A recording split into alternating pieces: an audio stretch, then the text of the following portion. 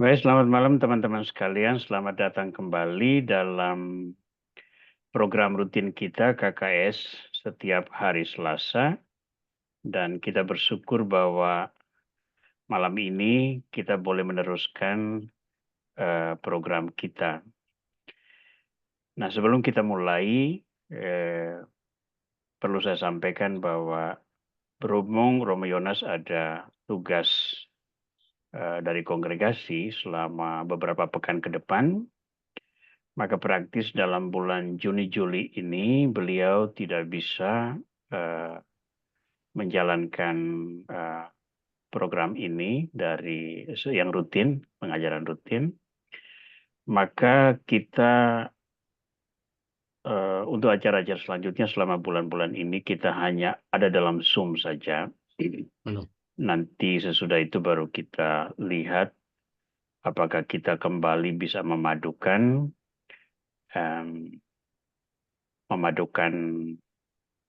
antara offline dengan online dalam acara hibrid seperti yang pertama kali kita lakukan tempo hari. Nah, ini karena soal teknis, nanti kita akan upayakan supaya semua bisa berjalan dengan baik. Mari kita menyiapkan diri untuk memulai program kita malam ini dengan doa pembukaan. Dalam nama Bapa dan Putra dan Roh Kudus. Amin. Firman-Mu ya Tuhan, pelita bagi kakiku dan terang bagi jalanku, sebab Engkaulah jalan kebenaran dan hidup. Kami percaya kepadamu dan berpasrah pada penyelenggaraanmu, agar hati kami kau terangi dengan karunia Roh Kudus, sehingga dari kesederhanaan kami boleh menangkap mutiara-mutiara iman yang tercurah melalui firman-Mu yang tertera di dalam kitab suci yang diwariskan kepada kami melalui Gereja Kudus. Kami mohon kepadamu agar Engkau oleh karunia tersebut kami kau beri pengertian dan kau beri komitmen untuk menerapkan pemahaman ini ke dalam kehidupan konkret sehingga apa yang kami imani menjadi berkat tidak semata-mata bagi diri kami tapi juga bagi sesama dan lingkungan hidup kami.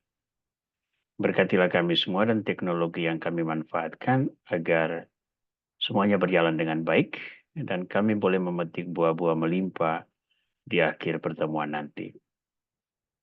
Kemuliaan kepada Bapa dan Putra dan Roh Kudus, seperti pada permulaan, sekarang selalu, dan sepanjang segala abad. Amin.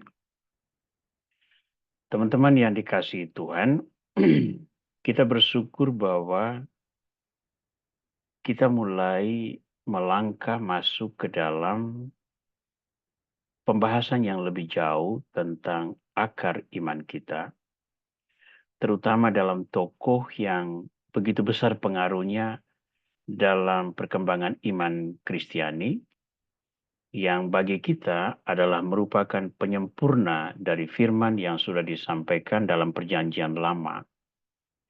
Dan akar iman itu, Bapa kaum beriman adalah tokoh yang kita kenal dengan nama Abraham. Malam ini kita mulai menyentuh tema tentang Abraham, maka kita akan berbicara tentang panggilan Abraham pada awal keterlibatannya dalam karya penyelamatan itu. Dan tokoh Abraham ini masih akan kita bicarakan lagi dalam beberapa kesempatan ke depan, karena signifikansi dari tanggapannya atas firman Tuhan itu sangat besar dan memberi pengaruh yang luar biasa bagi sejarah keselamatan itu. Perkenankan saya untuk mulai share screen sehingga teman-teman sekalian dapat mengikuti seluruhnya melalui media yang di tangan masing-masing atau melalui juga teks-teks kitab suci yang ditampilkan dari Alkitab masing-masing.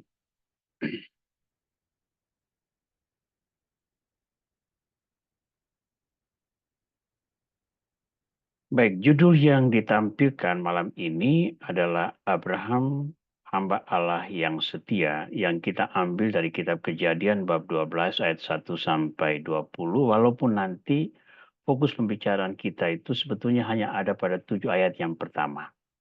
Ayat 8 sampai 20 itu kita sebut sebagai pemanis yang sedikit memberi kita gambaran tentang apa yang dialami oleh Abraham sebagai wujud dari perlindungan Tuhan.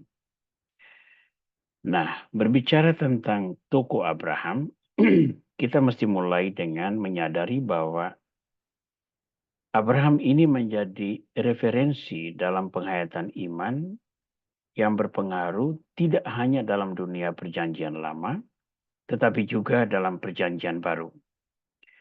Sehingga kita yang percaya kepada Kristus, yang tergabung dalam komunitas Kristiani, juga melihat Abraham sebagai model iman, sebagai bapa bangsa, sebagai akar iman kita sebagai pengikut Kristus.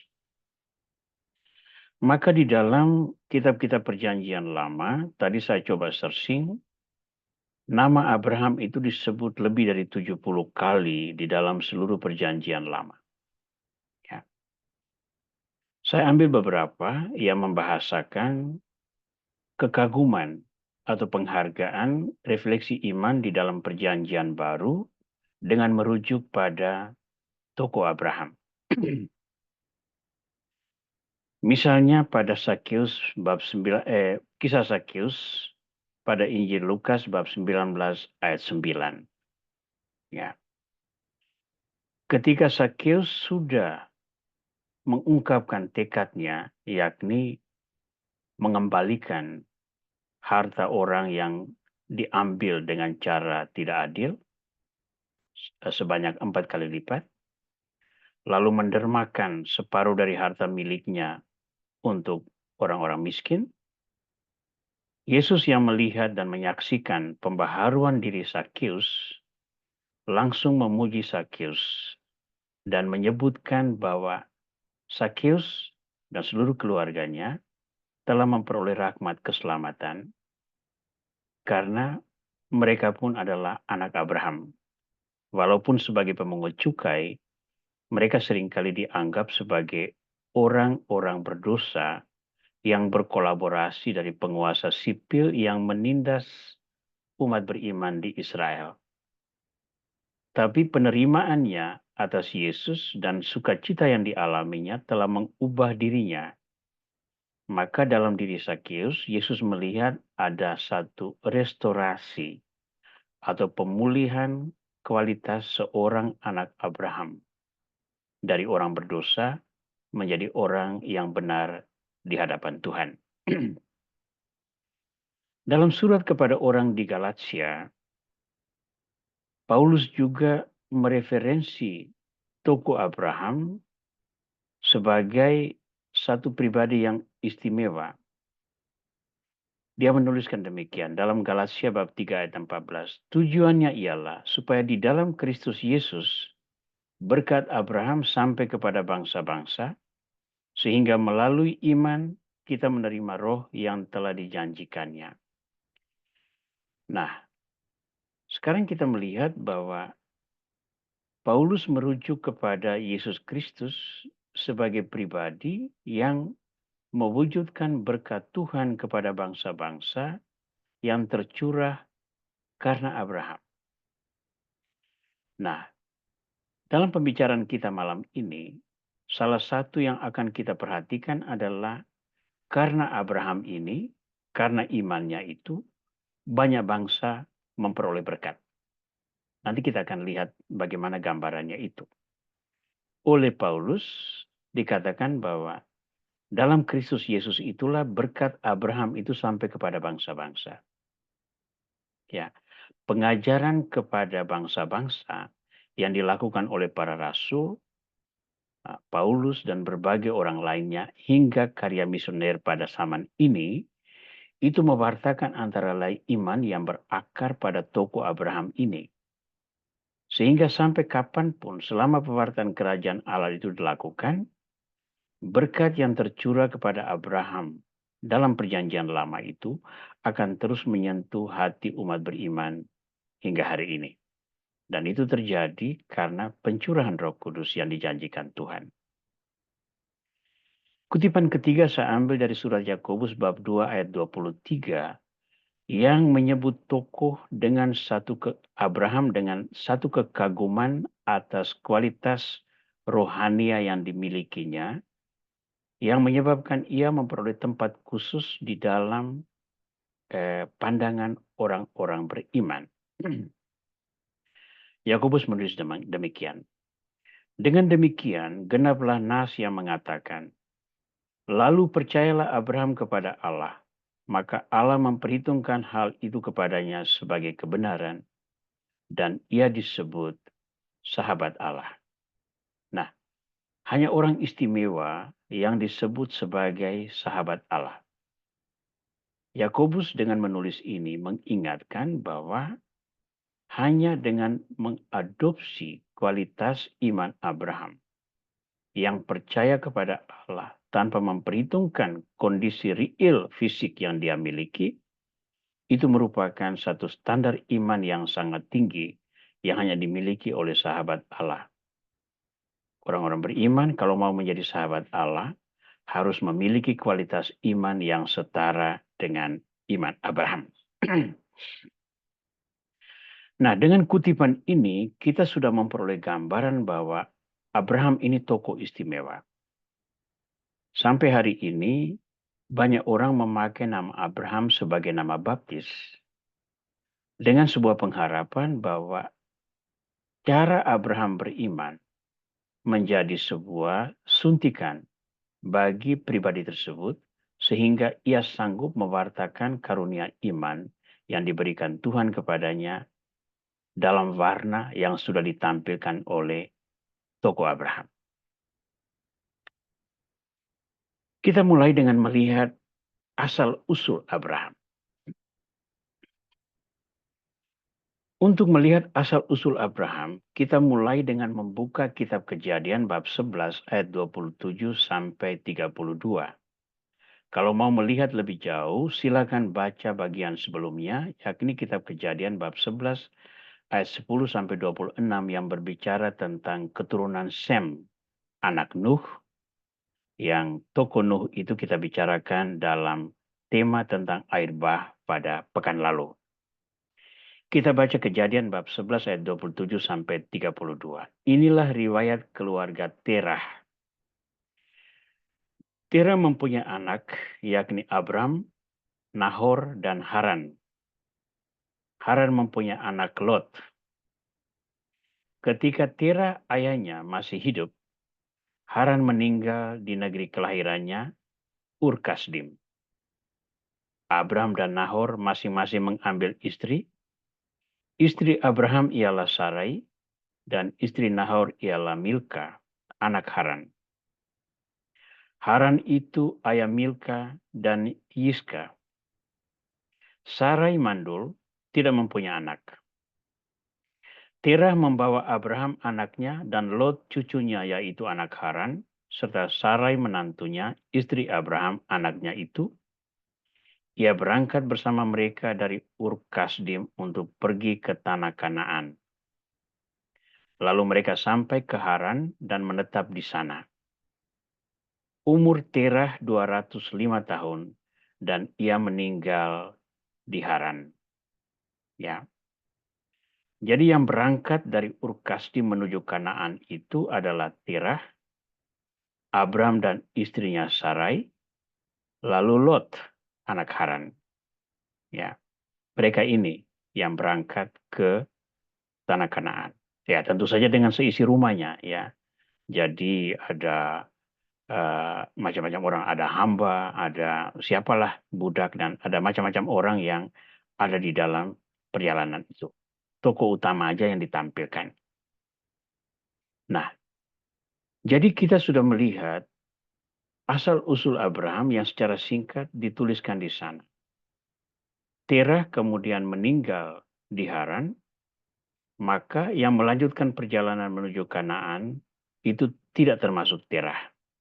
Walaupun dia yang membawa Abram dan lain-lainnya keluar dari tanah kelahiran mereka, yakni Ur Kasdim. Nah, sekarang kita melihat panggilan Abraham itu terjadi. Pada Kejadian bab 12 ayat 1, kita membaca kalimat ini. Berfirmanlah Tuhan kepada Abram, pergilah dari negerimu, dari sanak saudaramu, dan dari rumah bapamu ke negeri yang akan kutunjukkan kepadamu. Lalu nanti kita akan melanjutkan dengan ayat-ayat lain. Ya. Maka untuk itu kita membaca kisah awal Abraham, yakni Kejadian bab 12 ayat 1 sampai 20. Walaupun nanti kita membahas sangat terfokus pada 7 ayat pertama, tapi baiklah kita membaca seluruh bab 12 ini. Berfirmanlah Tuhan kepada Abram, pergilah dari negerimu, dari sanak saudaramu, dan dari rumah bapamu ke negeri yang akan kutunjukkan kepadamu.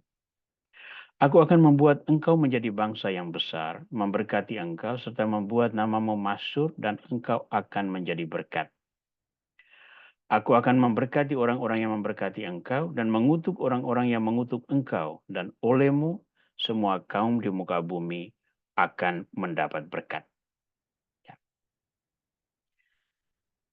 Lalu pergilah Abram seperti yang difirmankan Tuhan kepadanya. Dan Lot pun ikut bersama dia. Abram berumur 75 tahun ketika ia berangkat dari Haran.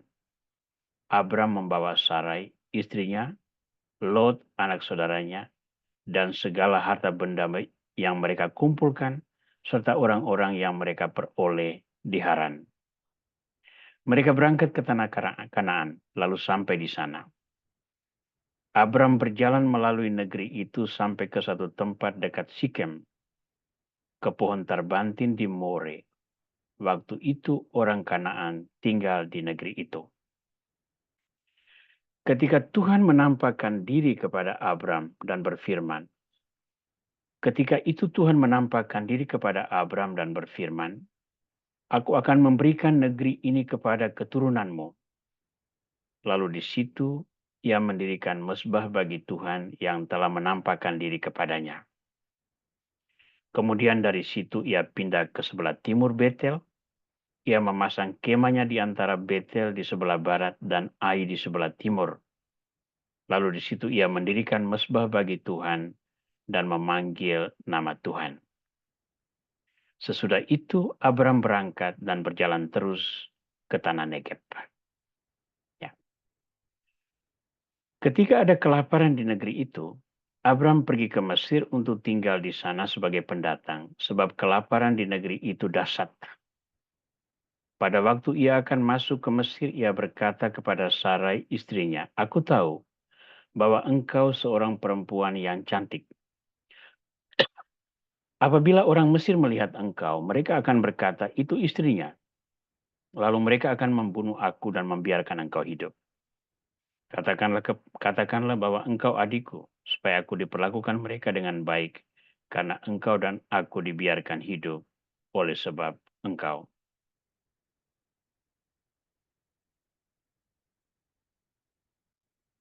Ketika Abram masuk ke Mesir, orang Mesir melihat bahwa perempuan itu sangat cantik. Para pembesar Firaun melihat Sarai lalu memuji-mujinya di hadapan Firaun. Perempuan itu pun dibawa ke istananya. Firaun menyambut Abram dengan baik karena perempuan itu. Abram mendapat kambing domba, lembu, keledai jantan, budak laki-laki dan perempuan, keledai betina dan unta. Namun Tuhan menimpakan tula yang hebat kepada Firaun dan seisi istananya karena Sarai, istri Abraham itu. Lalu Firaun memanggil Abram serta berkata, apakah yang kau perbuat ini terhadap aku? Mengapa tidak kau beritahukan bahwa dia istrimu? Mengapa kau katakan dia adikku sehingga aku mengambilnya menjadi istriku? Sekarang inilah istrimu, ambillah dan pergilah. Lalu Firaun memerintahkan beberapa orang untuk mengantarkan Abraham pergi bersama istrinya dan segala miliknya. Nah, ini bagian yang menjadi pusat refleksi kita malam ini. Nah, membaca teks tadi, kita lalu melihat secara sepintas di dalam peta ini bagaimana perjalanan Abraham itu terjadi. Ya. Nah, di bagian kanan bawah kita melihat ada Babilonia di situ. Sebentar ya. Ini kurang bagus ini.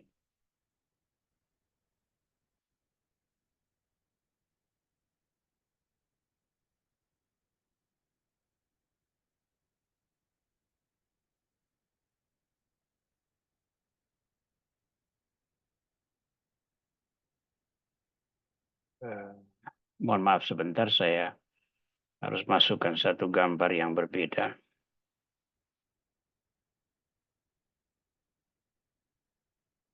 Ya.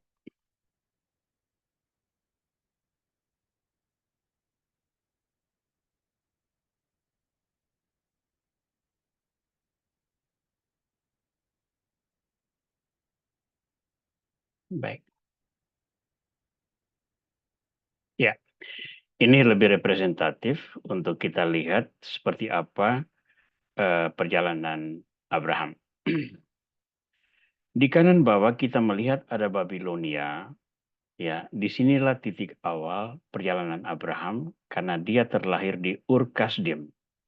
Kejadian bab 11 ayat 31 menuliskan demikian. Terah membawa Abram anaknya dan Lot cucunya, yaitu anak Haran serta Sarai menantunya, istri Abram, anaknya itu. Ia berangkat bersama mereka dari Ur Kasdim untuk pergi ke tanah Kanaan, lalu mereka sampai ke Haran dan menetap di sana. Haran itu ada di sini. Berarti perjalanan mereka itu menyusuri uh, sungai Efrat, menyusuri sungai Efrat, dan itu lembah, sepanjang lembah itu adalah lembah yang subur dan itu masuk akal karena kita perjalanan jauh harus melewati tempat-tempat yang ada sumber airnya. Ya, sampai di Haran. Haran itu ada di wilayah Syria sekarang ini. Ya. Nah, di Haran itulah Abraham memperoleh perintah dari Tuhan itu. Pergilah dari negerimu, dari anak saudaramu, dan dari rumah bapamu ke negeri lain yang kutunjukkan kepadamu.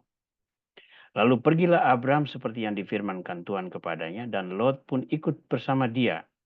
Abraham membawa Sarai istrinya, mereka berangkat ke tanah Kanaan, lalu sampai di sana. Nah, dari Haran ini, mereka menyusuri jalan, turun sampai ke Kanaan, yakni wilayah Israel sekarang. Nah, ketika di Kanaan terjadi kelaparan, Abraham pindah ke Mesir, dalam Kejadian bab 12 ayat 10. Nah, di Mesir terjadi bahwa Sarah diambil oleh keluarga Firaun menjadi istri Firaun, lalu tulah turun atas mereka, lalu Abraham dan istrinya dikirim pulang oleh Raja Mesir itu, Firaun. Lalu Abram kemudian berangkat dari Mesir ke tanah Negeb dengan istrinya serta segala miliknya. Lot juga bersama dia. Itu ada pada Kejadian bab 13 ayat 1. Nah, jadi ini secara sepintas, nanti di kemudian hari kita juga menemukan bahwa Abram ternyata juga beberapa lama pergi tinggal di tanah Filistin. Di sana dia bertemu dengan Abimelek, tapi itu nanti akan ada dalam pembahasan yang berbeda. Ya. Nah, sekarang kita melihat bahwa perjalanan Abraham yang pertama dari Ur Kasdim ke Haran itu bukan atas inisiatif dia. Waktu itu dia juga belum tahu ada perintah Tuhan. Di Haran inilah perintah Tuhan terjadi yang mewajibkan dia untuk berjalan turun ke tanah Kanaan, menyeberang sebentar ke Mesir, lalu kembali lagi ke tanah Kanaan. Ya. Nah, sekarang kita mau membuat analisis lebih jauh makna dari panggilan Abraham ini. Baik. Yang pertama sekali, kita melihat dulu janji Abraham yang terungkap dalam beberapa ayat pertama dari bab 12 ini. Saya mencatat ada 5 janji Abraham, 5 janji Allah kepada Abraham menurut Kejadian bab 12. Nomor pertama, ayat 2. Aku akan membuat engkau menjadi bangsa yang besar. Ya. Lalu di ayat yang sama, aku akan memberkati engkau. Ya. Lalu yang ketiga, aku akan membuat namamu masyhur. Yang keempat, aku akan memberkati orang yang memberkati engkau. Yang kelima, aku akan mengutuk orang yang mengutuk engkau. Ya. Ini 5 janji yang disampaikan Tuhan kepada Abraham pada hari panggilannya. Ya. Dan itu ditemukan dalam dua ayat, yakni Kejadian bab 12 ayat 2 sampai dengan Kejadian bab 12 ayat 3. Ya, mengapa nanti kita akan lihat bagian demi bagian bahwa hal-hal ini akan terjadi dalam hidup Abraham sesuai dengan janji yang disampaikan Tuhan pada awal panggilannya ini.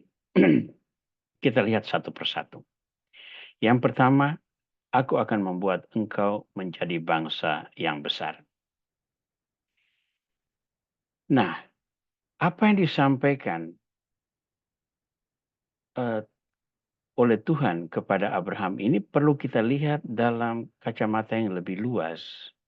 Bahkan kita perlu melihat bahwa ada paradoks yang terjadi antara janji Tuhan dengan realita yang dihadapi oleh Abraham. Realita pertama, Sarai itu mandul. Ya. Kejadian bab 12 ayat 29 sampai 3, ini bukan 12 ya, Kejadian bab 11 mestinya ini. Kejadian bab 11 ayat 29 sampai 30. Ya. Kejadian bab 11 ayat 29 sampai 30 menyebutkan demikian. Istri Abram itu Sarai dan istri Nahor ialah Milka, anak Haran. Haran itu ayah Milka dan Yiska. Sarai mandul dan tidak mempunyai anak. Ini disebutkan ketika ditulis dalam deskripsi tentang asal-usul Abraham dan keluarga Terah. Ya, di sana tertulis dengan jelas di sana itu. Ya. Jadi, dari Sarai yang mandul ini, Tuhan membuat janji, aku akan membuat engkau menjadi bangsa yang besar. Ya. Abraham percaya pada kehendak Tuhan. Tetapi realita fisik, biologis, itu sudah tidak memungkinkan. Jangan lupa Abraham sudah berusia 70 tahun. Nah, berkat Allah yang membuat Abraham menjadi bangsa besar itu diwujudkan dalam beberapa tahap. Dalam Kejadian bab 16 ayat 2 sampai 4 kita menemukan kalimat ini. Berkatalah Sarai kepada Abram, engkau tahu Tuhan tidak memperkenankan aku melahirkan anak. Hampirilah hambaku ini, mungkin melalui dialah aku dapat memperoleh anak. Abram mendengarkan perkataan Sarai.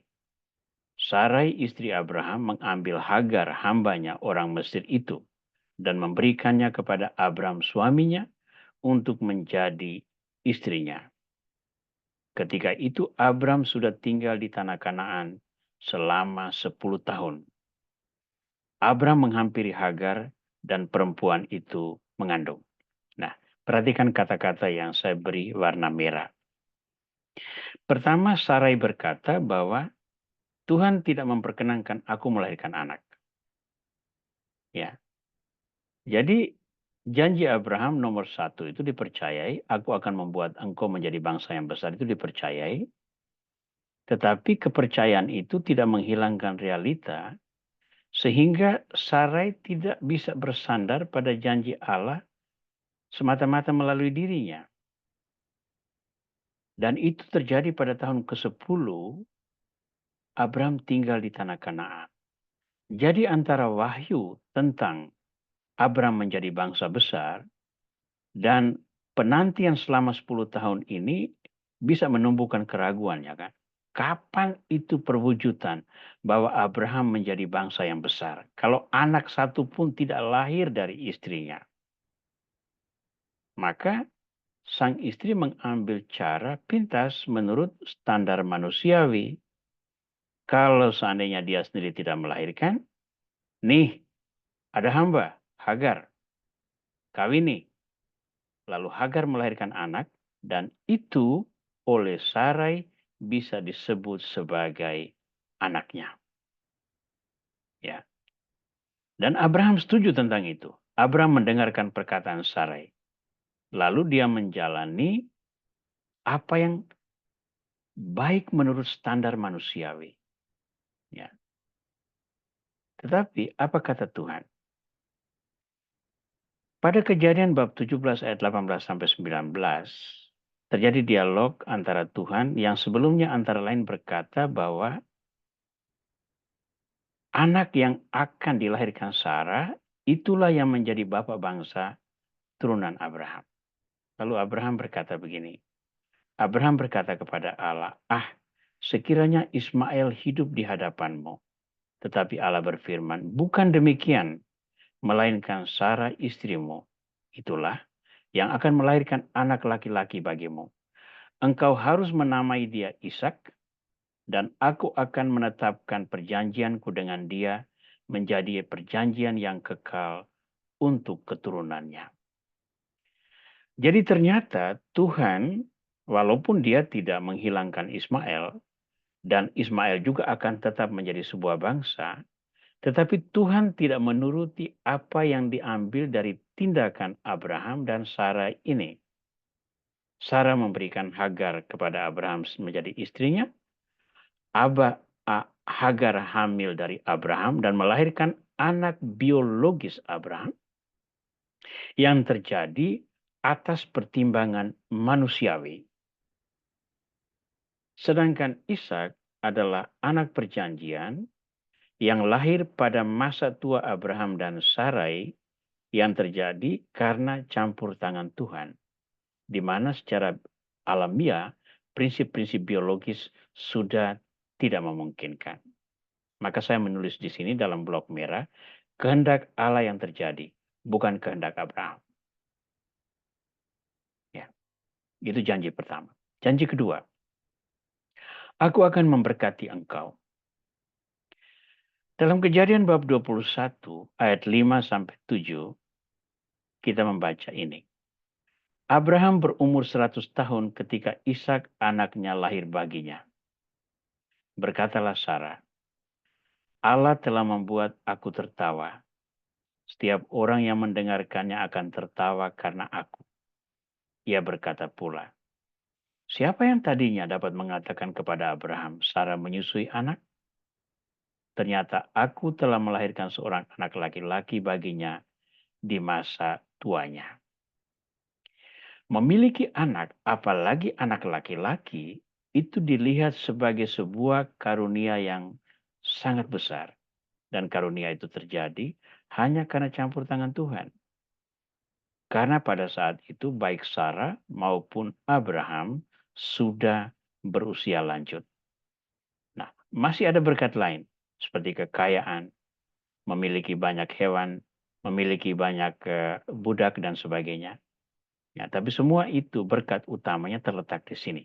Kelahiran Ishak, anaknya, yang memberi sukacita yang sangat besar kepada keluarga Abraham. Nomor 3. Ya. Nomor 3. Aku akan membuat namamu termasyhur. Ya. Apa yang terjadi?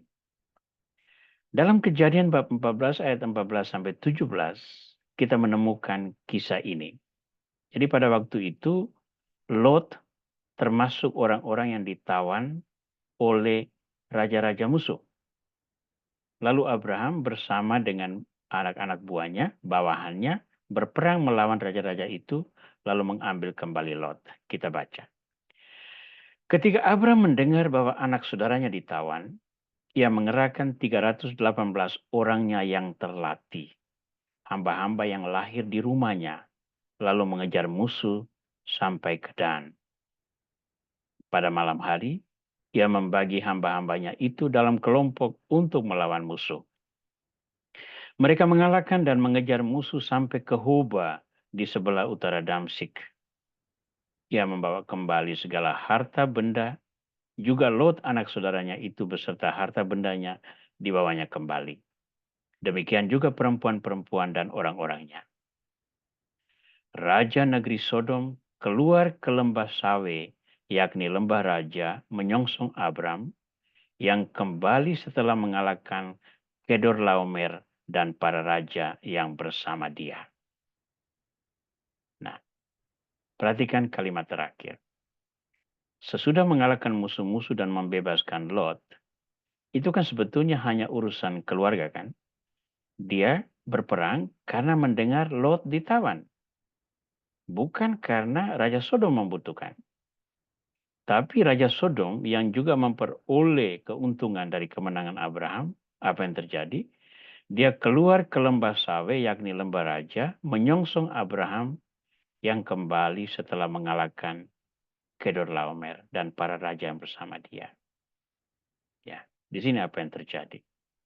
Abraham dihormati raja-raja. Abraham bukan raja, dia seorang pengembara. Dia seorang gembala, walaupun dia kaya raya. Ya, namun karena keberhasilannya dalam mengalahkan musuh-musuh itu, dia dihormati raja-raja. Dan apa artinya dihormati raja-raja? Diakui kekuasaannya, menjadi setara dengan raja-raja.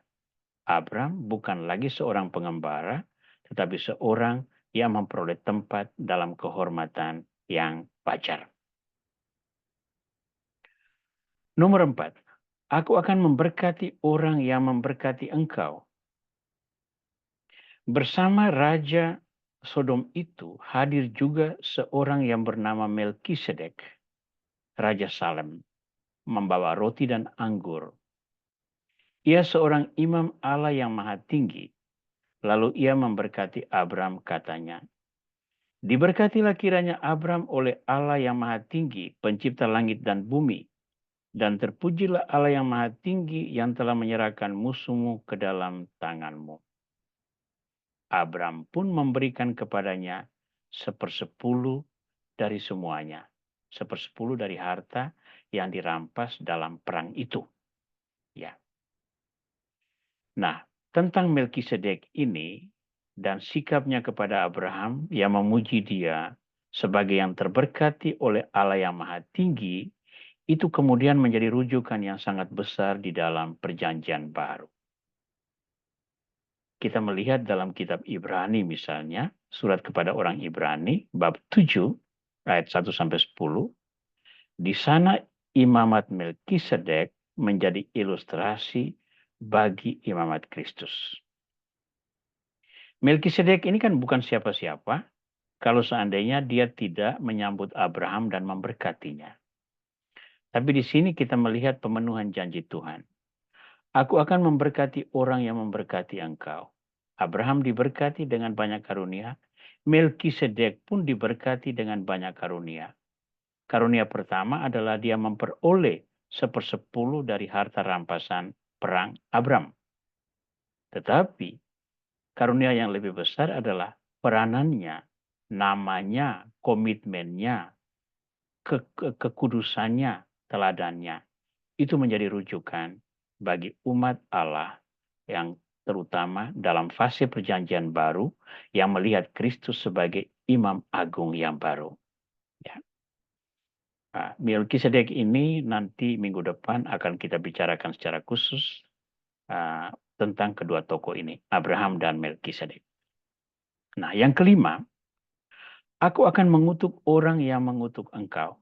Nah, kalau Anda membaca seluruh kisah Abraham, di sana itu tidak ada orang yang secara langsung mengutuk Abraham, itu tidak ada. Orang-orang yang memperoleh tulah karena ulah Abraham itu ada. Ya, yang pertama adalah Firaun Mesir. Ketika kelaparan lalu mereka pergi ke Mesir, lalu Abraham mengatakan kepada Sarai, nanti orang bilang engkau siapa? Bilang aja jadi adikku. Nah, lalu Abraham, Firaun mau ambil Sarai ke istananya, lalu ada tulah dari Tuhan. Ada bencana, ada wabah yang diturunkan Tuhan atas seisi istana Firaun. Ya. Lalu kita bertanya, mengapa Abraham melakukan itu? Mengapa dia mengorbankan Sarai? Ya. Dan mengapa Tuhan masih membenarkan Abraham, padahal perbuatan Abraham itu tidak benar? Ya. Pada kesempatan lain ada satu tokoh bernama Abimelek, itu dari wilayah Filistia. Dan di sana kejadian yang sama itu terulang. Abraham juga mengatakan bahwa Sarai itu istrinya. Lalu diambil oleh Abimelek. Sekali lagi itulah turun atas keluarga Abimelek.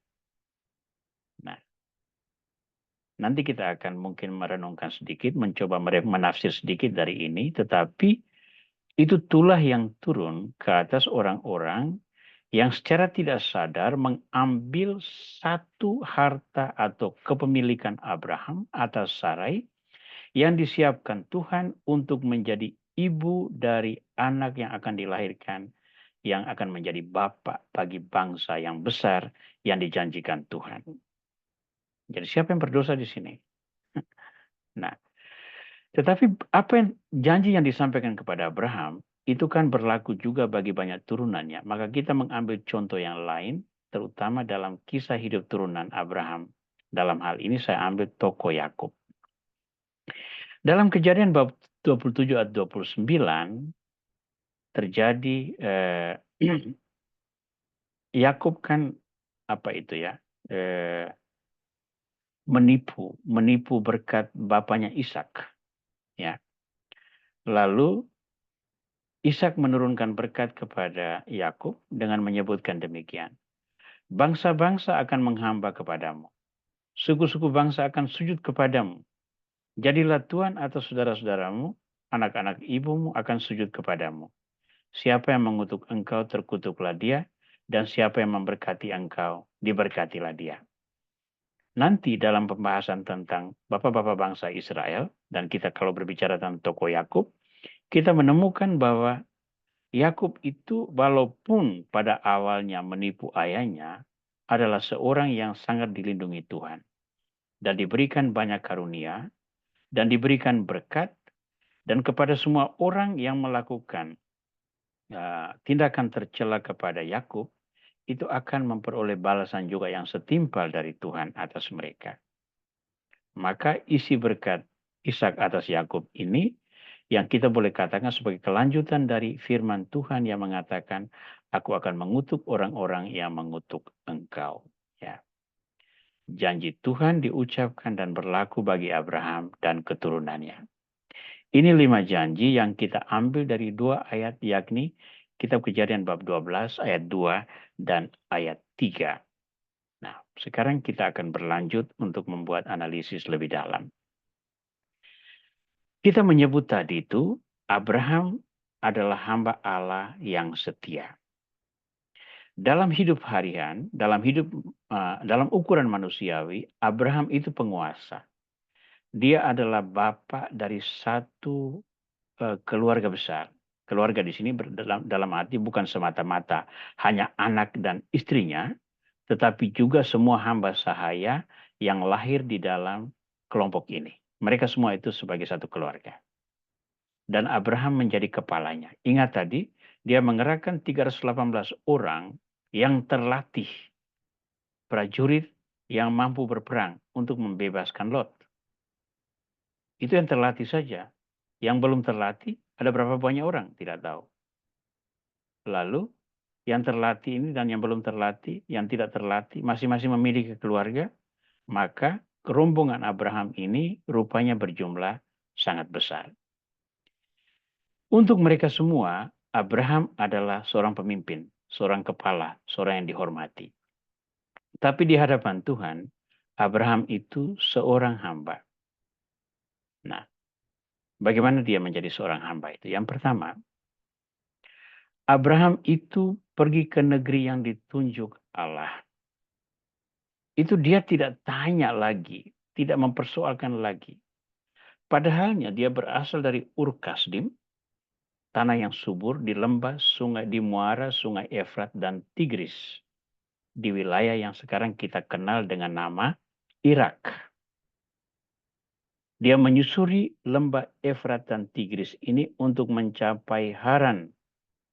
Haran itu dalam wilayah Asyur, di wilayah Syria dan Turki sekarang. Dan itu pun masih dalam kategori lembah yang subur, tempat yang menjanjikan dari segi rejeki duniawi. Tetapi Tuhan memberi perintah kepadanya, pergi. Lalu kemana itu? Ke tanah Kanaan. Kanaan itu bukan tanah yang sesubur lembah sungai Efrat dan Tigris. Di sana ada sungai Yordan. Yang subur itu adalah lembah sungai Yordan. Tidak lebih dari itu. Maka kalau membandingkan tanah Kanaan dengan Haran atau Ur Kasdim, sebetulnya terjadi penurunan dari sisi ekonomi.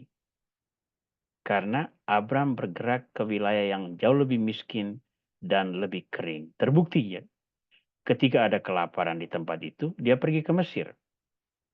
Atau pada waktu yang lain, ya pergi ke Filistin. Ya. Jadi, mengapa Abraham bergerak ke sana? Ke wilayah yang secara ekonomis kurang menjanjikan. Semuanya hanya karena perintah Tuhan. Nah, sekarang untuk bisa memberikan kita pemahaman tentang ketaatan Abraham ini, kita membahas sejenak keadaan Abraham di tempat sebelumnya. Ur Kasdim yang disebutkan dalam Kejadian bab 11 ayat 31 terletak di wilayah Babilonia, merupakan tempat kelahiran Abram sebelum beralih ke Haran atas inisiatif Terah ayahnya. Haran terletak di wilayah Asur, di tempat tersebut pertama kali Abram mendengarkan wahyu Tuhan. Baik Ur Kasdim maupun Haran sama-sama belum mengenal Tuhan. Masih dalam pola iman politeis, menyembah banyak dewa dan sebagainya. Tidak dijelaskan di sana bahwa keluarga Abraham itu percaya kepada Allah yang tunggal. Tidak dijelaskan. Walaupun dalam daftar keturunan Sem, Kejadian bab 11, di sana tercatat tokoh-tokoh besar yang percaya kepada Allah. Jadi warisan tradisi warisan tradisi barangkali menurun bergenerasi-generasi. Tetapi Abram hidup dalam satu situasi sosial budaya yang tidak menaruh perhatian besar pada Allah yang esa, Allah yang tunggal itu. Bagaimana Abram bisa mendengarkan firman Tuhan itu tidak dituliskan dalam kitab suci. Tapi perintah Tuhan itu jelas. Ada pada Kejadian bab 12 tersebut. Ya. Jadi Abram bertolak dari satu konteks sosial budaya dan religi yang belum memberi pengakuan kepada Allah yang esa, Allah yang merupakan sumber dan tujuan bagi seluruh semesta. Sekarang kita melihat negeri yang dijanjikan Tuhan. Negeri itu adalah negeri Kanaan. Tuhan berfirman, Aku akan memberikan negeri ini kepada keturunanmu. Itu Kejadian bab 12 ayat 7. Lihat kaitannya dengan ayat 5 dan 6. Ya. Di situ Abram sampai di sana dan dia mendirikan di negeri itu yang berdiam adalah orang-orang Kanaan. Lalu Tuhan berfirman, Aku akan memberikan negeri ini kepada keturunanmu. Ya. Nah, dalam Kejadian bab 15 ayat 19 sampai 21 dituliskan bahwa di tanah itu ada orang-orang Keni, orang-orang Kenas, orang-orang Kadmon, orang Het, orang Feris, orang Refaim, orang Amori, orang Kanaan, orang Girgasi, dan orang Yebus. Mereka ini yang mendiami wilayah ini. Ketika Tuhan memberikan janji bahwa di tempat ini disiapkan untuk keturunan Abraham. Nah, perwujudan penuh penguasaan tanah itu dilakukan oleh Yosua sesudah kematian Musa, sesudah mereka dibebaskan dari perbudakan Mesir. Ya. Jadi janji diberikan kepada Abraham, tapi Abraham hidup dalam satu kelompok terbatas, dan pada saat itu orang-orang dari berbagai suku mendiami negeri yang disebut Kanaan itu. orang-orang yang disebutkan di sini. Kejadian bab 15 ayat 19 sampai 21. Nah, Abraham tidak melakukan penguasaan, ekspansi, dan macam-macam itu. Dia sepenuhnya hanya menerima janji dari Tuhan. Tapi janji ini kan kemudian diturunkan, diwariskan dari generasi ke generasi. Termasuk kepada generasi orang-orang Israel yang diperbudak di wilayah Mesir. Nah, ketika mereka akhirnya bebas dari perbudakan Mesir dan mengembara di padang gurun selama 40 tahun, mereka siap untuk mengambil alih tanah yang dijanjikan Tuhan kepada mereka. 40 tahun di padang gurun itu kan periode penggemblengan yang luar biasa. Generasi yang keluar dari Mesir sebagai orang dewasa itu sudah habis semua di padang gurun. Yang keluar dari Mesir, yang masuk ke tanah terjanji itu ada 2 orang, yakni Yosua dan Kaleb. Mereka ini adalah orang-orang yang ditempa dalam pengembaraan di padang gurun bersama generasi orang Israel yang terlahir di padang gurun. Mereka memiliki determinasi, keterampilan, kekuatan, ketahanan yang ditempa dalam kerasnya alam gurun, dan mereka itulah yang masuk dan menguasai tanah Kanaan. Nanti baca kitab Yosua, bagaimana penaklukan tanah Kanaan itu dilakukan bagian demi bagian. Sehingga ketika Yosua mengakhiri tugasnya sebagai pemimpin orang Israel, seluruh wilayah yang dijanjikan Tuhan, yang tertera dalam kitab mereka, itu praktis sudah dikuasai semuanya. Inilah yang menjadi dasar klaim orang Israel hingga hari ini. Ya, ini negeri Kanaan. Nah, yang dilakukan Abraham ketika dia memperoleh tugas dari Tuhan, dalam tanda penghormatannya itu, Abraham mulai melakukan pemujaan kepada Tuhan. Bahasa yang dipakai di sana adalah mendirikan mezbah bagi Tuhan. Saya mencatat ada mezbah-mezbah penting yang disebutkan dalam kitab Kejadian selama fase kehidupan Abraham. Mezbah pertama didirikan di pohon Tarbantin More dalam Kejadian bab 12 ayat 6 sampai 7. Ya, di situ dituliskan Abraham mendirikan mezbah. Mezbah kedua didirikan di sebelah timur Betel. Ya, di sebelah timur Betel dalam Kejadian bab 12 ayat 8, antara Betel di timur dan Ai di barat. Di situ dia mendirikan mezbah kedua. Mezbah ketiga didirikan di pohon Tarbantin Mamre di Hebron. Itu ada pada Kejadian bab 13 ayat 18. Nah, satu mezbah yang penting, yang puncak adalah mezbah di Moria, yakni untuk pengorbanan Ishak. Itu kita temukan dalam kitab Kejadian bab 22 ayat 9.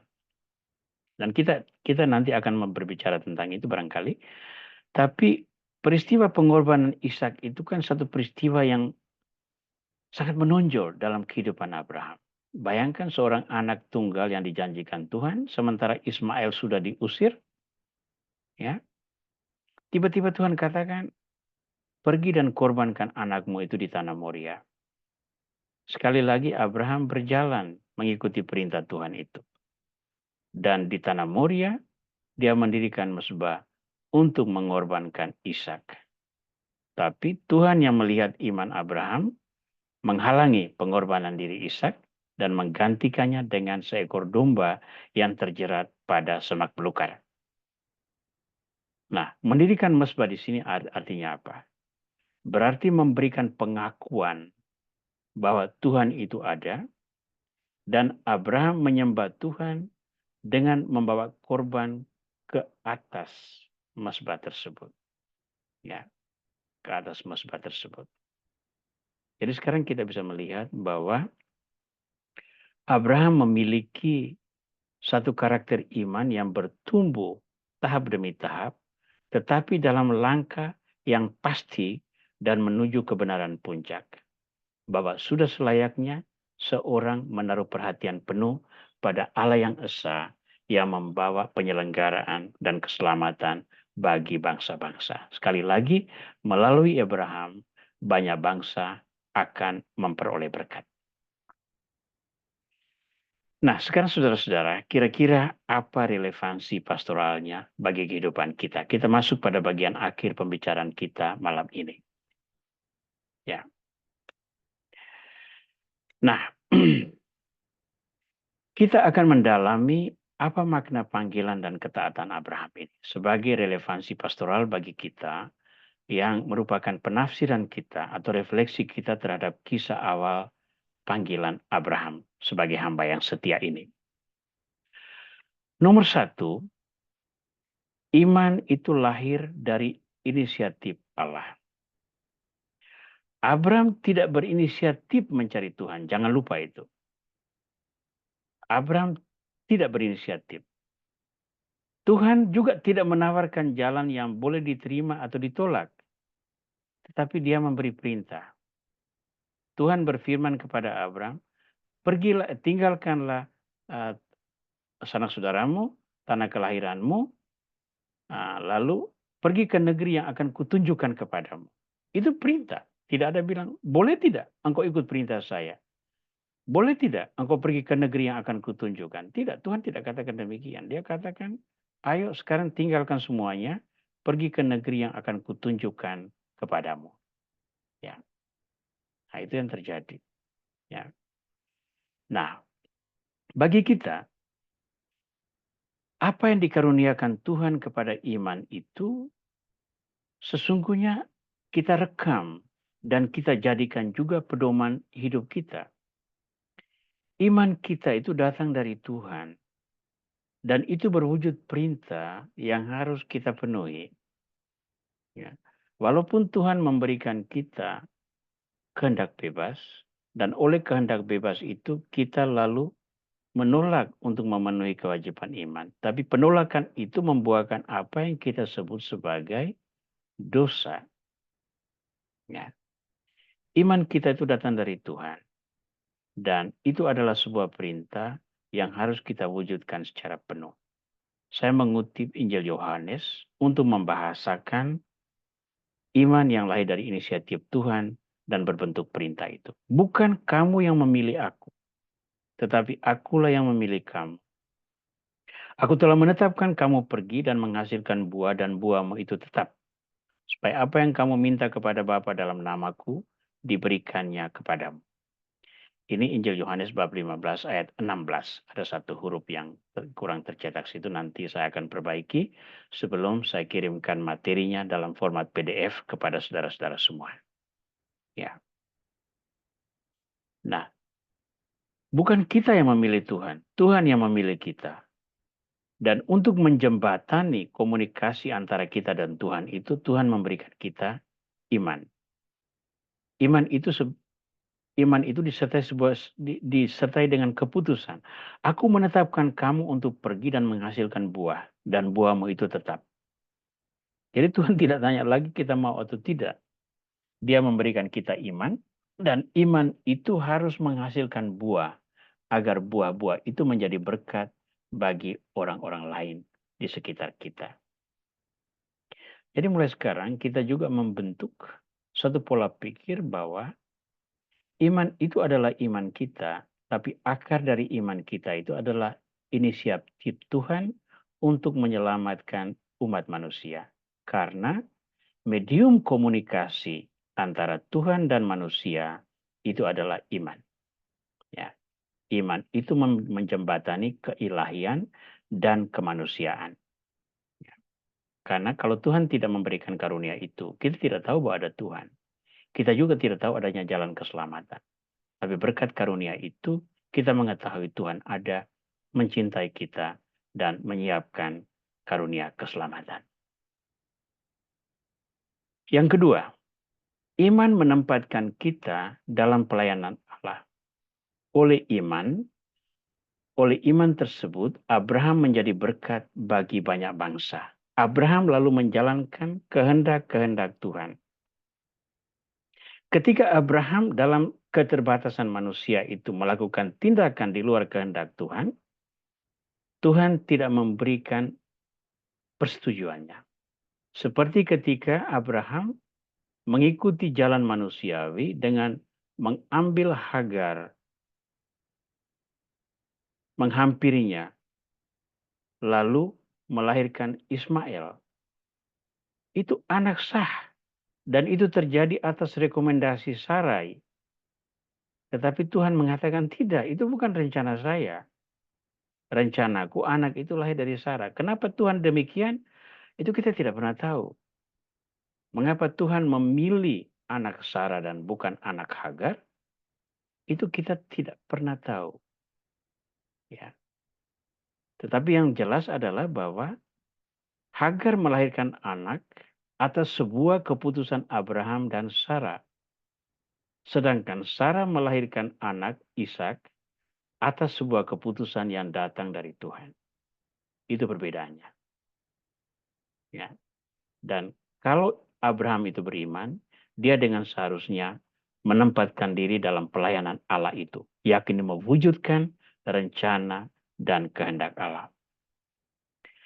Semua orang yang percaya pada karya keselamatan menyebut diri sebagai anak Abraham. Kita semua, kita adalah anak Abraham. Dan sebagai anak Abraham, kita masuk dalam pelayanan Tuhan.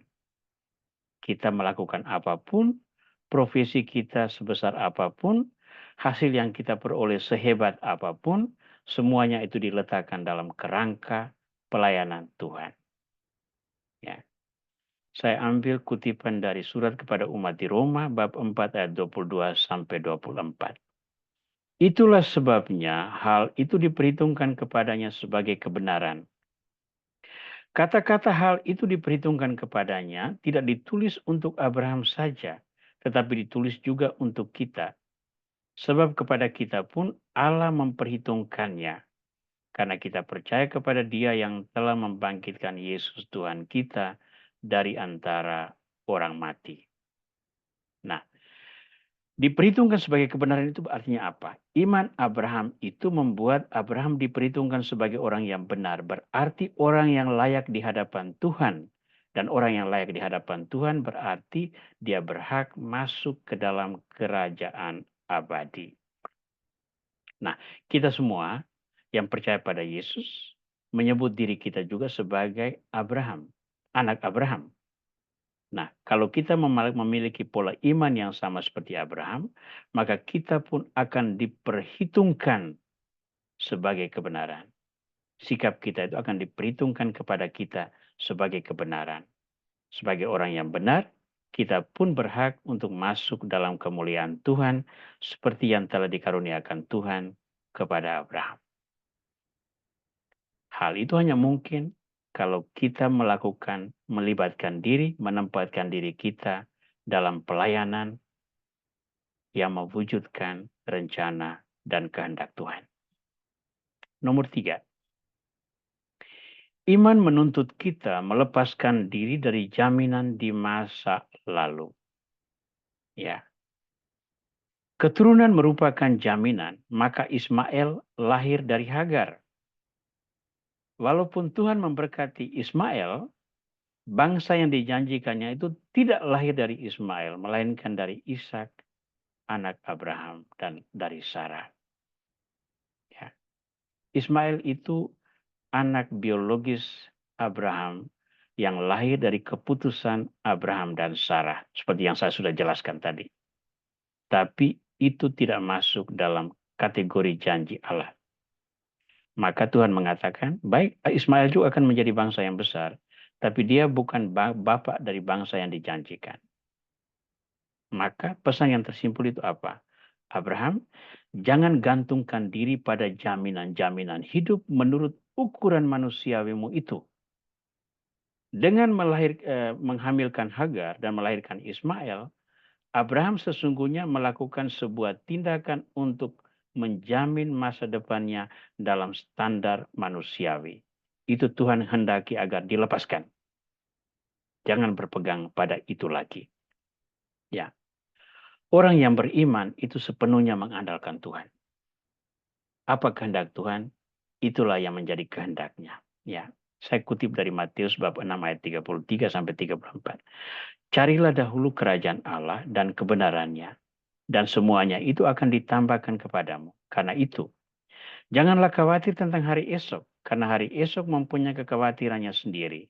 Kesusahan sehari cukuplah untuk sehari. Ya. Orang yang beriman akan melepaskan diri dari jaminan-jaminan yang ditawarkan oleh duniawi. Nah, kalau kita buat aplikasi konkret itu seperti apa? Berhala-berhala zaman modern ada di sekitar kita. Jimat-jimat, paranormal, ilmu hitam, pesugihan, perdukunan, tapi juga masuk ke dalam lingkaran-lingkaran lain yang ditawarkan dunia modern. Materialisme, pola-pola hidup yang menjamin kenikmatan, rupa-rupa gerakan yang kita sebut sebagai nilai-nilai sekular, woke, LGBT, drag queen, dan segala macam, yang jelas-jelas mempromosikan nilai yang berseberangan dengan kehendak Allah.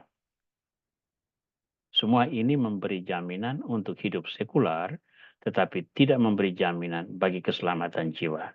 Dan Tuhan menghendaki agar kita meninggalkan jaminan hidup sekular ini, tapi mengadopsi melekatkan diri kita pada keselamatan yang datang dari Tuhan. Penafsiran keempat atau yang terakhir. Iman akan terus mencari kesempurnaan sampai bertemu Tuhan. Kita bisa melihat bahwa iman Abraham itu berkembang dari tahap ke tahap. Ya. Dari awalnya yang tidak tahu apa-apa, lalu berjalan, semua memakai cara diplomatis menurut ukuran manusiawi. Bahkan terlibat dalam konspirasi penipuan untuk menyelamatkan diri ketika menyebut Sarai sebagai adik, baik di Mesir maupun di Filistin. Ya. Namun puncak dari keyakinan iman itu Abraham itu ketika dia mentaati kehendak Tuhan yang menyuruh dia mengorbankan Ishak. Padahal Ishak ini adalah anak yang dijanjikan Tuhan untuk meneruskan keturunan Abraham yang menurut Tuhan akan menjadi bangsa yang besar. Nah, perintah mengorbankan Ishak ini yang dituruti oleh Abraham itu membahasakan satu kepercayaan tingkat tinggi kepada Tuhan yang sudah melewati proses pengujian sekian lama. Abraham sudah mengalami rupa-rupa karunia Tuhan yang membuktikan bahwa Tuhan tidak pernah tidak setia.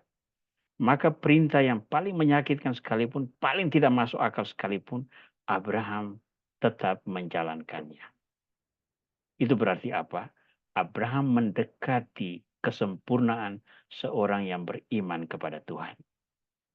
Ya. Orang yang beriman akan selalu berusaha menyempurnakan jalan hidupnya. Jangan puas dengan iman kita hari ini. Teruslah menggali, teruslah berefleksi, teruslah menemukan pesan baru.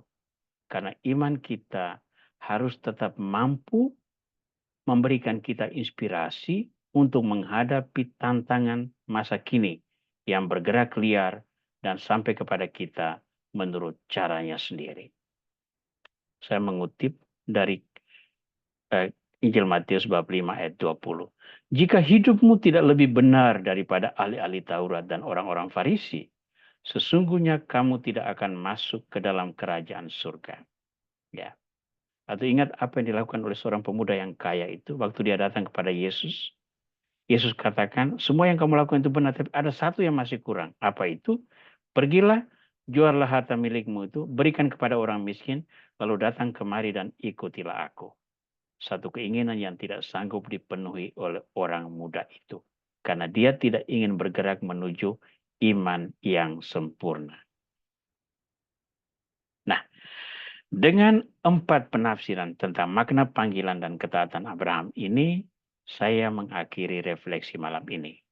Fokus perhatian kita adalah ada pada Abraham yang taat total pada Tuhan, yang mengalami perkembangan iman dari seorang biasa menjadi seorang hamba ilahi yang taat penuh dan sadar penuh, bergantung penuh pada penyelenggaraan Tuhan.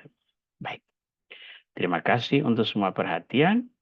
Dan sebelum kita melanjutkan dalam refleksi, saya langsung beritahukan bahwa KKS pekan depan, ya tanggal 11 Juni, kita akan bicara Kejadian bab 14 ayat 17 sampai 24 yang berkisah tentang Abraham dan Melkisedek. Saya mengakhiri dulu refleksi saya. Terima kasih untuk semua perhatian. Dan hari kita bersama-sama coba mendalami, menarik, atau memetik mutiara-mutiara berharga yang bisa Anda temukan dari refleksi bersama kita malam ini. Seperti biasa, saya buka kesempatan bagi teman-teman untuk boleh berkomentar, untuk menyampaikan pertanyaan atau bersharing, dan kita masih punya waktu kurang lebih 15 menit atau boleh lebih sedikit, tidak apa-apa, untuk bisa mendalami materi bahasan saya malam ini. Saya persilakan.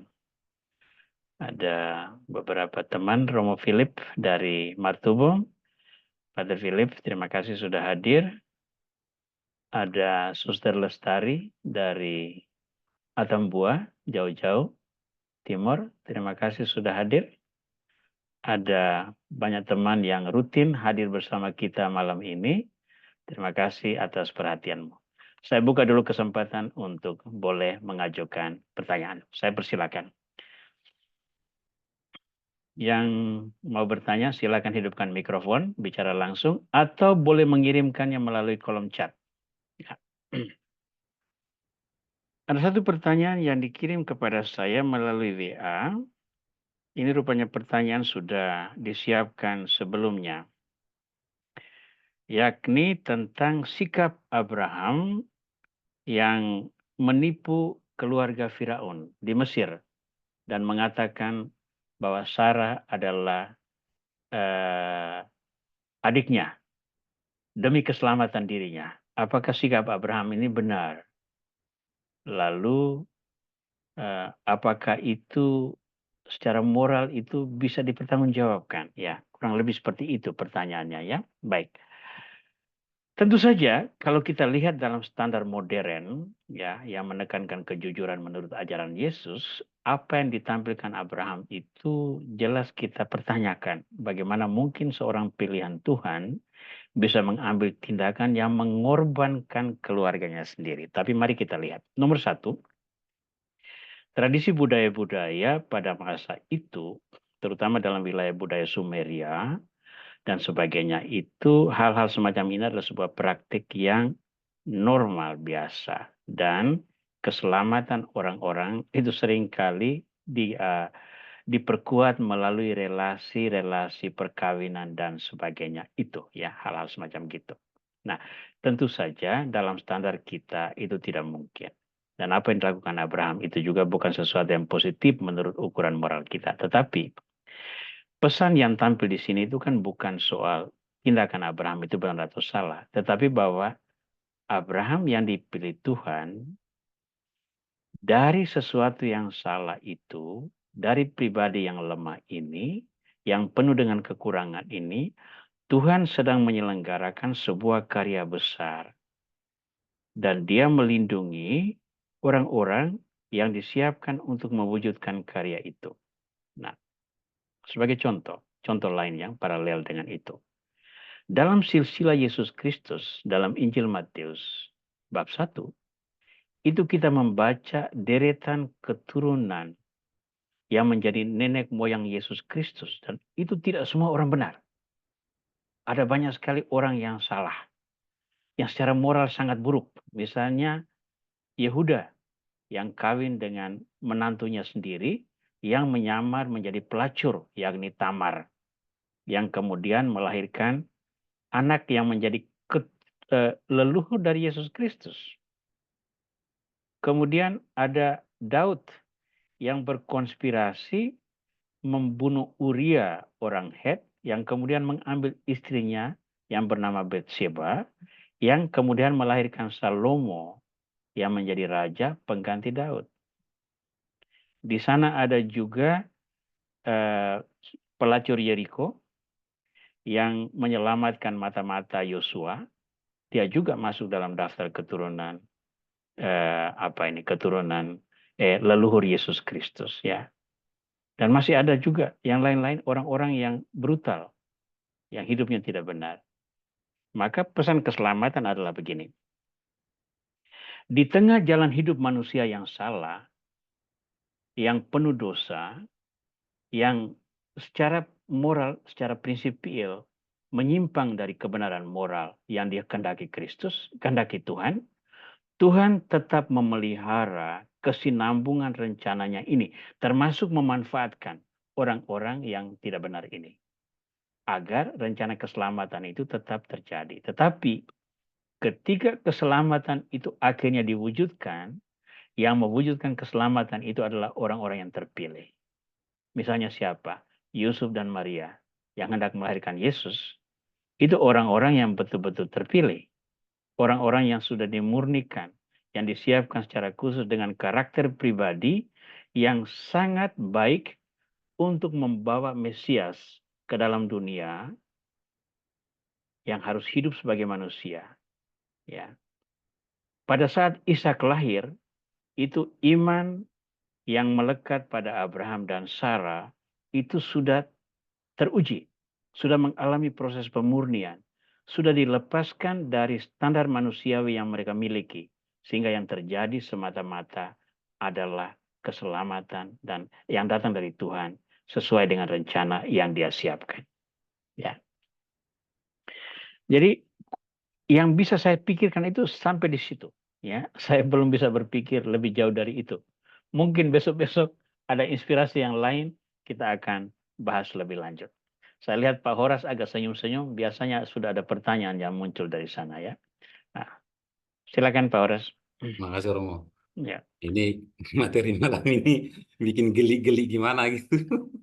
Maksudnya dalam hal iman ya, banyak ya, sekali yang perlu di ini. Jadi gini Romo, ya, Abraham itu kan menanggapi janji Allah. ya, Terus dia sudah memang berusaha, memang nampak dia orang yang percaya dan setia. ya, Terbukti dia juga ketika tidak punya anak sampai berumur sekian, dia hmm, tetap setia bersama istrinya Sarah. Dia ya, tidak mendekati hambanya atau siapa. hmm, Bahkan ketika dia menerima janji Allah, dia menunggu sampai 10 tahun, tapi juga tidak berbuah. ah, Nah, saya kira secara manusia, dia tidak salah menggunakan akal budi, karena akal budi juga kan karunia Tuhan ya, juga. betul, Lalu mereka dengan istrinya mungkin urun rembuk, mungkin ya, yang dimaksud Tuhan kita harus menggunakan pikiran kita begini gitu. ya, ya, Lalu mereka mengambil itu, ternyata bukan itu. ya, Karena kan sudah 10 tahun nunggu, ya, istri sudah makin menua. Nah ya, ini hampir menurut rasionalisasi rasionalisasi manusia itu manusia, sudah nggak ada lagi jalan keluar kecuali yang ya, menurut nalar mereka. ya, Tapi saya lihat juga memang Romo, ini membuat dia ketika Tuhan memberikan buah sesuai janjinya, akhirnya Sarah punya anak. ya. Ini akan modal dia ketika akan Tuhan meminta dia mempersembahkan anaknya Mengesahkan sebagai Ishak saksi. dan dia Iya, jalankan juga. Ya, karena sesuatu yang tidak mungkin ternyata nanti mungkin. mungkin gitu. Ya, Tapi itulah baik. yang mau saya tanya Romo, gimana itu kira-kira penggunaan akal budi, kapan kita menggunakan ini? Atau dengan iman ini gitu loh Romo. Baik. Saya suka sekali pertanyaan ini dan saya prediksi bahwa ini akan muncul malam ini. Karena ini satu bagian yang sangat-sangat manusiawi, ya. Dalam hidup kita itu kan kita berprinsip begini. Karunia itu datang dari Tuhan, tapi ikhtiar manusiawi itu kan tidak boleh diabaikan juga. Kenapa? Tuhan memberi kita talenta kan? Ya, Tuhan memberi kita bakat, Tuhan memberi kita kemampuan. Hamba yang menerima 5 talenta lalu menjadikan 10 talenta, ya, dipuji betul. Tuhan. Yang menerima 2 talenta menjadi 4 talenta, dipuji Tuhan juga. Kalau satu itu menjadi 2 talenta, dia dipuji Tuhan juga. Nah, tetapi jangan lupa, talenta ini dipergunakan sesuai dengan kehendak Tuhan. Ya, talenta yang satu dipergunakan tidak sesuai dengan kehendak Tuhan. Itu perbedaannya. Nah, Tuhan mengingatkan Abraham, pergi ke negeri yang akan dijanjikan. Lalu aku akan membuatmu menjadi bangsa yang besar. Itu kan janji Tuhan. Ya, Abraham percaya itu, maka dia ikut. Lalu 10 tahun kan, 10 tahun tidak jadi apa-apa. Lalu Dia bilang, Tuhan ini katanya janji saya akan jadi bangsa besar, anak saja tidak ada, bagaimana mungkin?" Lalu Sarai bilang, "Ya saya kan sudah tidak bisa melahirkan. Kita percaya Tuhan, tapi ayolah sebagai manusia kita usahalah. Nih ada hamba saya, masih muda, masih bisa hamil, kawinilah dia. Lahirkanlah anak bagi saya." Terjadi kan? Lalu Ismail lahir, tapi Tuhan katakan tidak. Itu bukan rencana saya. Itu rencanamu. Walaupun dipikirkan dalam perspektif seperti yang tadi itu, kitab suci tidak mengatakan bahwa Abraham katakan iman ini diberi Tuhan, tapi kita juga mesti gunakan rasio. Itu kitab suci tidak mengatakan demikian. Tapi itu penafsiran kita. Nah, kalau seandainya demikian, lalu Tuhan katakan bahwa bukan Ismail yang menjadi bapak bagi bangsa yang besar itu. Itu adalah Sarah. Tapi lihat, Ismail yang sudah lahir menurut pertimbangan manusiawi ini juga akan diberkati. Dia juga akan jadi bangsa yang besar. Ya, pada waktu Ismail dibuang bersama istrinya diusir, itu kan tindakan kejam banget itu. Mengusir eh, anak itu bersama ibunya. Tetapi di padang gurun itu kan Tuhan berkata kepada Hagar itu begini, jangan takut, anak ini pun akan menjadi bangsa yang besar. Anak ini juga akan menjadi bangsa yang besar. Dan kemudian terbukti memang Ismail itu menjadi bangsa yang besar yang mendiami wilayah yang berhadapan dengan orang-orang Israel. Tetapi sekali lagi Tuhan katakan, rencana kalian itu bukan rencana saya. Rencana saya itu ini, yakni anak yang terlahir dari Sarah. Mengapa demikian? Itu kita tidak pernah tahu. Itu pilihan Tuhan. Itu sebuah misteri. Jangan tanya kepada saya, mengapa Tuhan memilih Sarah dan bukan Hagar? Mengapa Tuhan memilih Ishak dan bukan Ismail? Ya, itu saya tidak pernah bisa jawab. Yang Tuhan tuntut adalah ikuti kehendak yang saya set ini. Nah, sekarang apa yang disampaikan Pak Horas tadi benar. Bahwa sesudah Sarah melahirkan pada masa tuanya, dan Sarah tadi kan mengatakan begini, sekarang Tuhan sudah membuat saya tertawa. Tertawa apa? Tertawa itu artinya bahagia. Bahwa pada masa tua dia masih melahirkan seorang anak, dan tidak ada yang lebih membahagiakan seorang ibu yang dinilai mandul daripada kemudian terbukti tidak mandul lalu melahirkan seorang anak. Aduh, inilah berkat Tuhan bagi saya. Tertawa itu artinya bahagia. Dan bukan hanya Sarah yang tertawa, Abraham juga tertawa. Nah, seluruh keluarga besar Abraham itu tertawa. Berarti iman itu sudah dibaharuikan. Nih Tuhan katakan, yang tidak mungkin itu mungkin di sini. Nah, baca baik-baik kisah menjelang kelahiran Ishak itu nanti.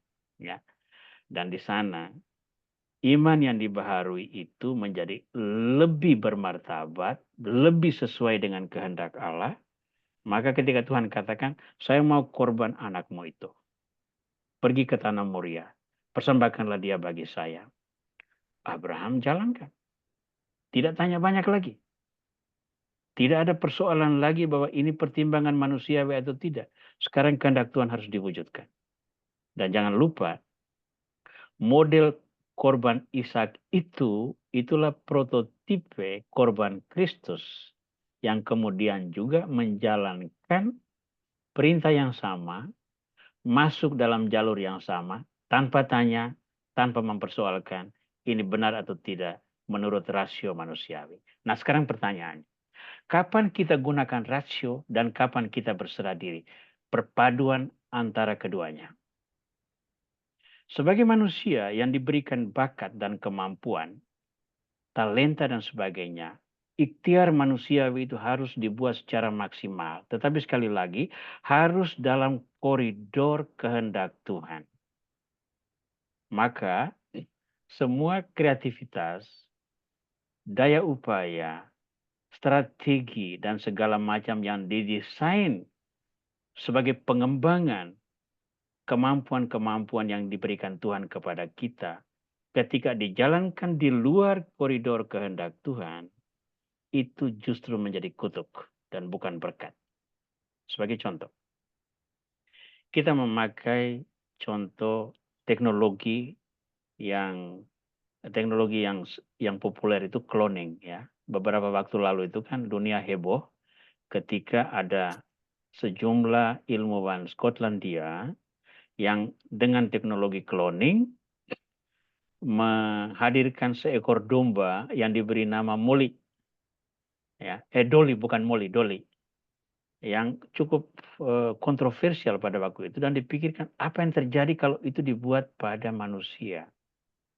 Ya, secara moralnya sangat dipertanyakan. Secara ilmu pengetahuan itu satu sukses besar. Karena teori-teori itu kemudian terwujud mampu diimplementasikan.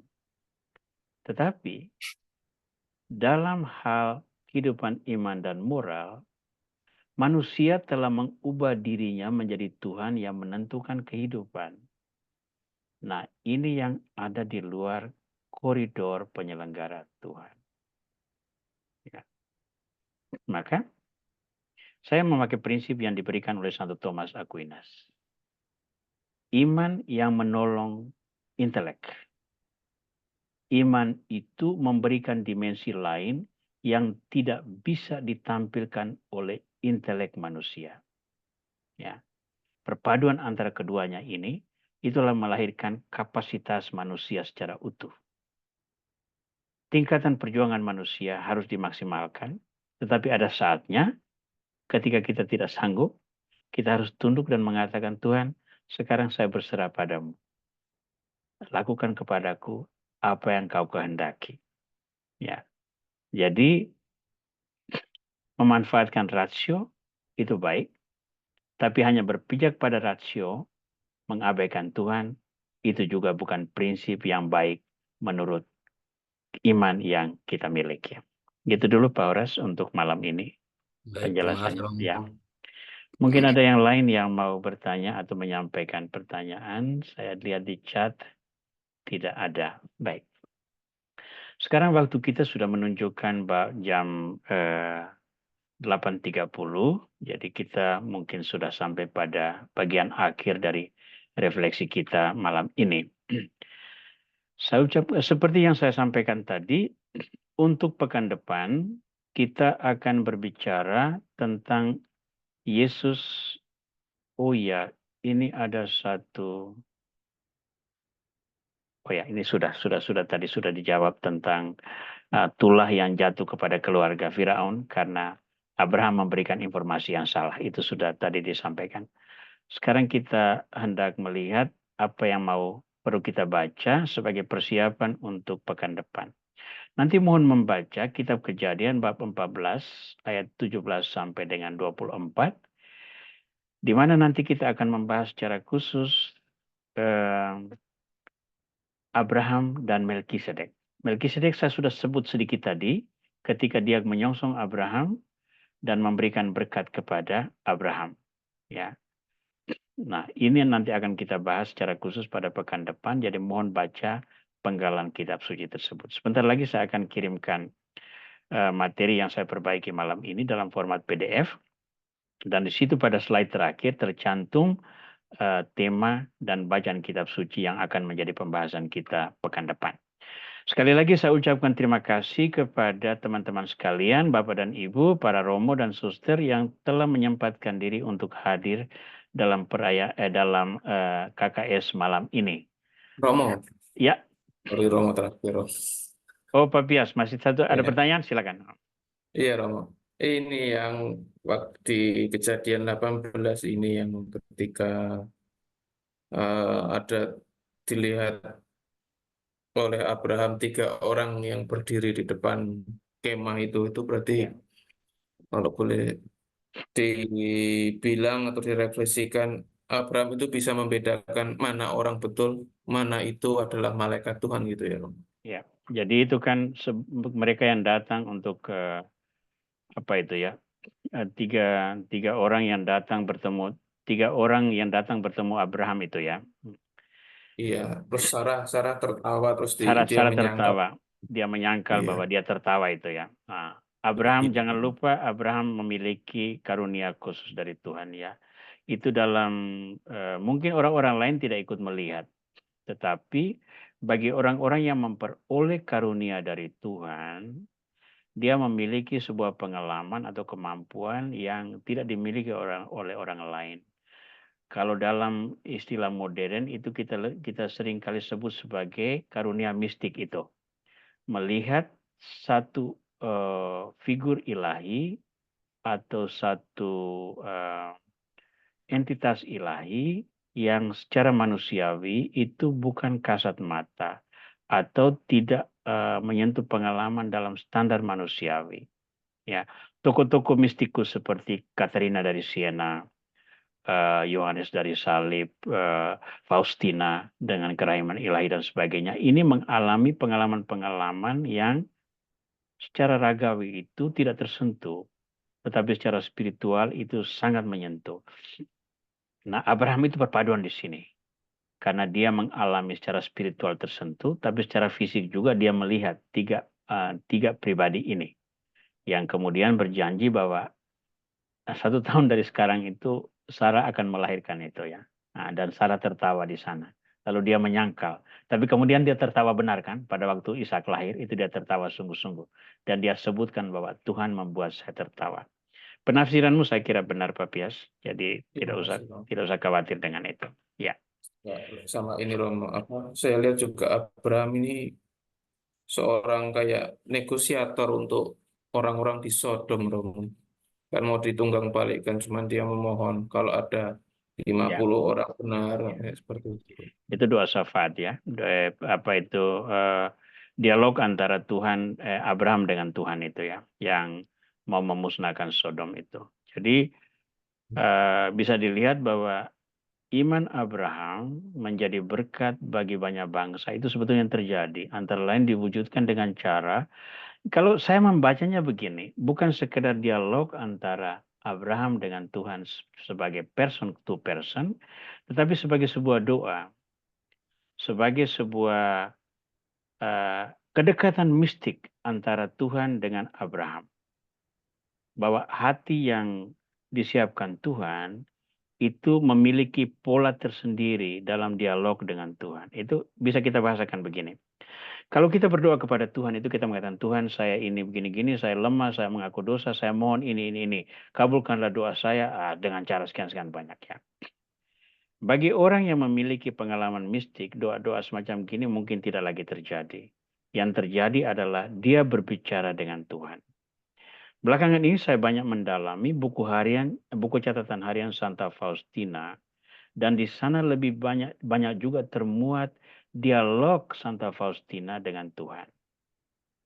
Seperti percakapan dua sahabat. Nah, menurut saya Abraham memiliki kualitas ini. Dia sahabat Allah. Maka dia bercakap-cakap dengan Allah. Jadi di sana sebetulnya ada permohonan. Tetapi Sodom terlalu buruk. Maka sama seperti Tuhan memusnahkan manusia dengan air bah. Sodom juga dimusnahkan dengan api dari langit. Tapi jangan lupa, ada juga yang selamat dari Sodom. Siapa itu? Lot dan 2 anaknya. Nah, mereka dilarikan dulu. Jadi tetap ada pengecualian di sana. Setiap kali ada pemusnahan. Seperti itu. Oke? Kurang lebih seperti itu ya, Pak Bias ya. Baik teman-teman sekalian, saya rasa kita sudah mendekati jam 9, maka kita cukup dulu malam ini. Saya ucapkan banyak terima kasih untuk semua perhatian. Saya menantimu untuk pekan yang akan datang.